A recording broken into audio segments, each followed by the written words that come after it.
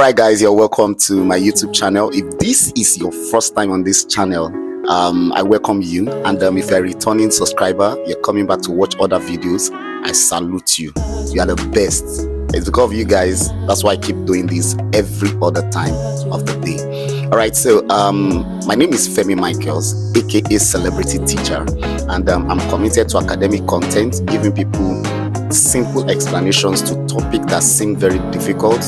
And my focus is basically on mathematics and English. And to be candid with you, as the examinations, that is UTME and WAEC, draws closer, I want to say that what your focus should be on right now is the approach to how to quickly arrive at your answers in the exam hall. So put your mind to some shortcuts I'll be teaching you both in the English and the mathematics subjects, so that when you get to the exam hall, it will be quite easy for you. Alright, so to today's topic, the topic is what? Emphatic stress. Emphatic stress. Let me be honest with you, many students, they go to the exam hall and this topic gives them a headache. I'll be honest, and it is in fact, in the whole of the topics you have to treat for the UTME exam, this is the cheapest. You have 4 questions on it, and the 4 questions are like bonus marks. Well, some people are too exceptional, so they might not really value 4 marks. But if you know the meaning of even 1 mark can save your life in the exam hall. It can even save you from failing or missing an admission in a particular year. So 4 marks, you want to stick around to the end of this video to find out how to secure all 4 marks in this particular topic if you find them in the exam hall. I'll be back after this short break. Don't go away. I'll see you right after that.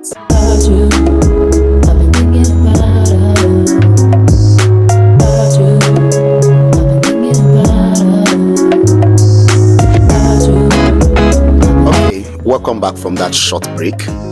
So let's go straight to emphatic stress. Now, there's no way, I've always told my students that if you're going to touch any topic, you must know the meaning of the words in that topic. If you say something is emphatic, it means there is more attention put on that. And then when we say stress, stress in English is usually referred to as the placement of more muscular energy, using more energy to pronounce a particular syllable in a word.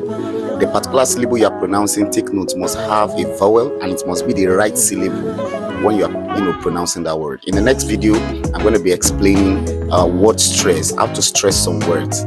Okay, so stick around and let's get on with this particular topic. Now, in the exam hall, you will discover that when you are to answer a question on emphatic stress, you are going to see a statement at the top. A statement at the top. An example is the example you can see right now on the screen. You see a statement at the top. Now, that statement, someone actually asked a question before that statement was made, before the speaker made that statement that you see on top, the one that they used to ask the question. So your own issue, or what you are being asked to do, is to look for the question that the person was asked before they gave that statement that's on top.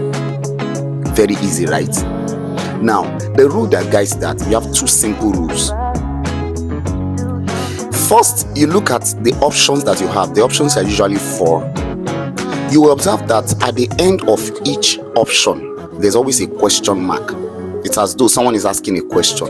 So it means any of those 4 questions will be the right question. But how do you now know the correct one, which one you have to pick? The simple trick to it is that there's what we call the question marker. The question marker is, sometimes they can say did. You will see it will be consistent in all the options. Did the man eat the food? Did the woman do this? Or it will be does the, or it will be when. You will just know that this particular word is a question marker. So all you need to do is look at the question markers, take it away from those options, and go and place it at the beginning of the statement you have on top. Once you place it like that, then what you will have is a question that is following now with that statement. That statement has become a question. So you see the part where they wrote in capital letter. For instance, you say, my father bought a car. Car is in capital letter. Just take the question markers that you have is did, does, did. Are we together? Just take did or does, put it at where you have my father bought a car. It becomes, did my father buy a car? So you see, if you look in the option, you will see something that looks like this one on top now. That car is the only word we expect you to change. So your option, the option you have to pick is the one where you have, did my father buy a, it will not be car again. If they replace it with something else, that will be your answer. So let's try this question so that you will use that to explain exactly what I mean. Now, the question says, my father bought a car. My father bought a car. That's a statement. Are we together? Now, a question has already been asked to the speaker. So the speaker gave this statement, my father bought a car, as his reply. Now you have to look for the question that was asked. So I told you there are two rules. The first rule is you check out for what? The question markers. Now option A says, did my mother buy a car? Option B says, did my father sell his car? Option C says, does my uncle own a car? Option D says, did my father buy a sheep? If you observe, you will see that there is did, there is does, and there is did. So the first rule is that those did, does, did, those are question markers. You take them each and you place them on top beside that particular statement. Did my father, my father bought a car. So once you observe, you see that there will be a particular question in the options that rhymes with what you have just done.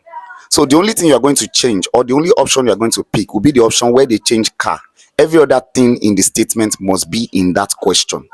So looking at this now, your answer will be option D. Why? Did is a question marker. My is in the statement on top. Father is in the statement on top. Buy, that's bought becomes buy because of the way we are forming the sentence, is in the statement above. You have A is in the statement above. It's just car that is in capital that was changed. So that will be your correct answer, because when you ask the question, did my father buy a sheep? No, my father bought a car. All right, let's look at another question. The dogs are hungry. The dogs are what? Hungry. Hungry is in capital letter. That's where the stress is. That's the one they want you to change. Leave the other words. Change only the one that is in capital. Very cheap, very easy. So you look for the question markers. Are. Option A says, are the dogs barking? Option B says, are the goats hungry? Option C says, are the dogs sleeping? And option D says, are the cows eating? So you see that it is are that is used to ask the question. That's the question marker. Take it and place it beside the statement on top. The dogs are hungry. It will become, are the dogs dash. So hungry is the one that is in capital letter. Just change it. So your answer will be what? Your answer will be option C. Are the dogs sleeping? No, the dogs are hungry. Very easy, very cheap. So I'm going to have to put some questions at the end of this video, and I expect you to answer them. If you answer them correctly, you get the sum of 500 naira recharge card, loaded to your SIM or your phone line. So what I ask you to do is write out your answer in the comment section. Once you've seen this video, follow it to the end, try to answer the question and comment your answer, A, B, C, D, E, and so on and so forth. Pick the answers and post it right there. I'll get to see it, and if you get everything correctly, then the recharge card will come to you. Thank you so much for hanging out to the end of this video. I really appreciate you. My intention is to give you quality videos and to also help you to grow and develop. I'll see you in another video when I post something really, really exciting. But don't forget, my name is Femi Michaels, aka what? Celebrity teacher. Yeah, you got that very correctly. I'll see you in another video. Bye.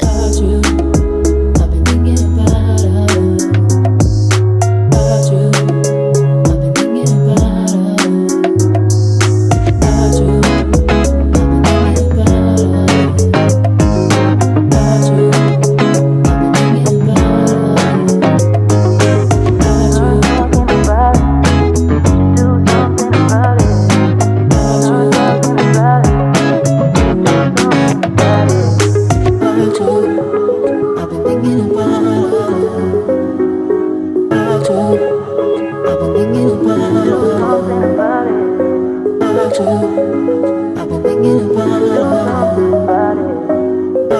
it.